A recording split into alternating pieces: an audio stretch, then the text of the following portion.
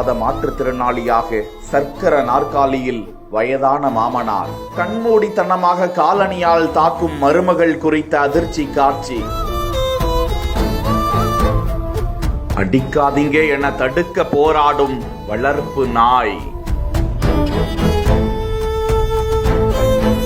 வலைதளத்தில் பரவும் வேதனையின் உச்சபட்ச காட்சி. அந்த கொடூர மருமகள் மீது கடுமையான நடவடிக்கை எடுக்க வேண்டும் என எழும் வலியுறுத்தல்கள்.